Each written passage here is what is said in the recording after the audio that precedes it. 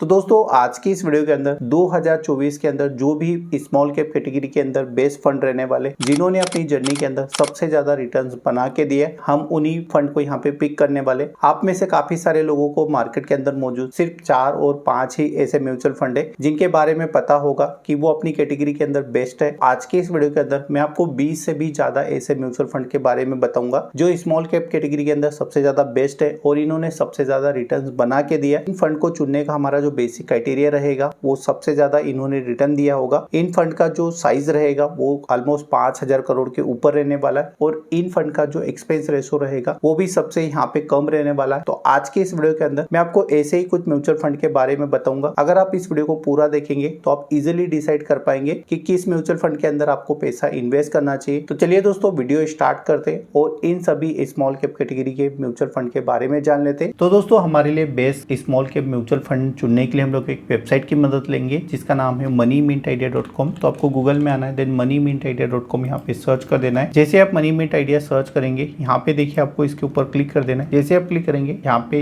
इस आइकन के ऊपर आपको क्लिक करना है। यहाँ पे आपको लिख देना है best small cap mutual fund. जैसे आप लिख के सर्च करेंगे यहाँ पे देखिए इस पेज के ऊपर आपको क्लिक कर देना है। जैसे आप क्लिक करेंगे आपके सामने कुछ इस तरीके का इंटरफेस ओपन हो जाएगा। तो मैं अभी top 5 small cap mutual fund आपके साथ डिस्कस करूंगा। अगर आप और म्यूचुअल फंड के बारे में जानना चाहते हैं तो आपको मनी मिंट आइडिया के ऊपर विजिट करना है। ऑलमोस्ट इस कैटेगरी के जो भी हायर रिटर्न देने वाले म्यूचुअल फंड रहेंगे वो यहाँ पे आपको शो कर दिए जाएंगे। तो यहाँ पे आपको पेज को नीचे स्क्रॉल करना है। जैसे ही आप पेज को नीचे स्क्रॉल करेंगे 5वें नंबर के ऊपर हमने जिस म्यूचुअल फंड को रखा है इस कैटेगरी के अंदर, तो इसके अंदर SBI स्मॉल कैप फंड हमें देखने को मिल जाता है। ऑलमोस्ट अगर आप इस फंड का साइज देखेंगे तो 32,000 करोड़ से भी इसका ज्यादा साइज है। अगर आप इसके 5 ईयर के रिटर्न देखेंगे तो 31 टाइम से भी ज्यादा इसने रिटर्न प्रोवाइड किए। और अगर आप इसके ऑल टाइम के रिटर्न देखेंगे तो 26% से ज्यादा की इसने रिटर्न प्रोवाइड किए। अगर आप इसमें SIP स्टार्ट करना चाहते हैं तो 500 रुपए से आप अपना SIP स्टार्ट कर सकते हैं। जब ये फंड स्टार्ट हुआ था 2014 के अंदर तो इसका जो NAV का प्राइस था वो 13 रुपए था। अभी ये बढ़ के यहाँ पे देखिए 209 रुपए से भी ज्यादा हो चुका है। तो अगर आप ट्रस्ट और भरोसे के साथ जाना चाहते हैं और आप कम से कम अपनी रिस्क रखना चाहते हैं तो आपको SBI म्यूचुअल फंड को ज्वाइन करना चाहिए। ऑलमोस्ट इस कैटेगरी के अंदर ये सबसे बेस्ट म्यूचुअल फंड है जिसको हमने 5वें नंबर के ऊपर रखा है। तो अगर आप इस फंड के अंदर इंटरेस्टेड है तो आप इस फंड के अंदर इन्वेस्ट करने के बारे में सोच सकते हैं। 4th नंबर के ऊपर हमने इस कैटेगरी के अंदर जिस म्यूचुअल फंड को रखा है उसका नाम है Canara Robeco small cap mutual fund. इस फंड का अगर आप जर्नी देखेंगे तो अभी जो इस फंड का साइज है वो 12,000 करोड़ रुपए का है। यहाँ पे अगर आप इसके एवरेज रिटर्न देखेंगे लास्ट 5 ईयर के 38% से ज्यादा की इसने रिटर्न दिए। अगर आप यहाँ पे लाइफ टाइम इसका रिटर्न देखेंगे तो 31% से ज्यादा के रिटर्न। अगर आप इसकी जर्नी देखेंगे तो 10 रुपए से इसका NAV प्राइस स्टार्ट हुआ था। आज की डेट में अगर हम 2024 में देखेंगे तो इसका NAV प्राइस बढ़ के यहाँ पे 45 हो चुका है और अभी 2024 खत्म होने में अभी काफी टाइम बचा है। तो ऑलमोस्ट इसकी NAV का जो प्राइस है वो 60 रुपए से भी अबोव आपको जाते देखने को मिल सकता है। अगर आप इस फंड के अंदर इंटरेस्टेड है तो 100 रुपए से आप अपना SIP जर्नी यहाँ पे स्टार्ट कर सकते हैं। यहाँ पे अगर आप देखना चाह रहे हैं कि किन कंपनियों के अंदर इस फंड ने इन्वेस्ट किया है और जब आप मनी मिंट आइडिया के ऊपर विजिट करेंगे और भी आपको काफी सारे ऐसे म्यूचुअल फंड देखने को मिल जाएंगे जिनका आपने कभी नाम भी नहीं सुना होगा। तो 4थे नंबर के ऊपर हमने इस कंपनी को रखा है। तो आप चाहे तो इसमें भी इन्वेस्ट करने के बारे में सोच सकते हैं। 3rd नंबर के ऊपर दोस्तों हमने यहाँ पे सबसे ट्रस्टेबल ब्रांड को रखा है जिसका नाम है टाटा स्मॉल कैप फंड। तो यहाँ पे अगर आप इस फंड का साइज देखेंगे 8,448 करोड़ का इस फंड का साइज है। अगर आप इसके 5 ईयर के रिटर्न देखेंगे तो 36% के ज्यादा के रिटर्न इसने दिए। अगर आप इसका लाइफ टाइम का रिटर्न देखेंगे तो 30% से ज्यादा के रिटर्न। 2018 के अंदर इनका जो NAV का प्राइस था वो 10 रुपए था। अभी 2024 के अंदर ये बढ़ के 47 से भी ज्यादा हो चुका है। तो ये अपनी कैटेगरी का सबसे बेस्ट फंड है और अगर आप इसकी स्टार रेटिंग देखेंगे तो 5 की यहाँ पे स्टार रेटिंग चल रही है। 2nd नंबर के ऊपर हमने निपोन इंडिया का स्मॉल कैप फंड यहाँ पे रखा है। इस फंड का साइज देखेंगे तो काफी बड़ा है, 60,000 करोड़ से भी ऊपर का ये एसेट मैनेजमेंट करते हैं इस फंड का। यहाँ पे अगर आप इसके एवरेज रिटर्न देखेंगे 5 साल के तो अराउंड 40% के समथिंग के इसने रिटर्न प्रोवाइड किए। यहाँ पे अगर आप इसका लाइफ टाइम रिटर्न देखें तो 28% से ज्यादा के आपको रिटर्न देखने को मिल जाएंगे। इस फंड की अगर हम लोग जर्नी की बात करें तो 2013 में ये NFO स्टार्ट हुआ था। 2013 के अंदर जो इनका NAV का प्राइस था वो 11 रुपए था। आज के डेट में जो इनका NAV का प्राइस है वो 200 रुपए से भी ज्यादा का हो चुका है। अगर आप इस फंड के अंदर इन्वेस्ट करने के बारे में सोच रहे हैं तो आप अपना इन्वेस्टमेंट जर्नी यहाँ पे 100 रुपए से अपना SIP स्टार्ट कर सकते हैं। अभी के टाइम में जो इनका लमसम का प्लान है वो बंद हो चुका है। अगर आप इस फंड के अंदर इन्वेस्ट करना चाहते हैं तो आपको यहाँ पे अपनी SIP स्टार्ट करनी होगी। यहाँ पे आप लमसम नहीं कर सकते। नंबर 1 फंड की यहाँ पे बात करें तो इसके अंदर निकल के आता है कोंट इंडिया। अभी आप में से काफी सारे सारे लोग ये भी सवाल करेंगे क्वांट इंडिया काफी ज्यादा रिस्क लेता है, बट दोस्तों स्मॉल कैप का काम यही है कि ज्यादा से ज्यादा रिस्क लेना, देन अपने इन्वेस्टर को यहाँ पे ज्यादा से ज्यादा रिटर्न बना के देना है। यहाँ पे अगर आप क्वांट का साइज देखेंगे तो यहाँ पे देखिए 25,534 करोड़ का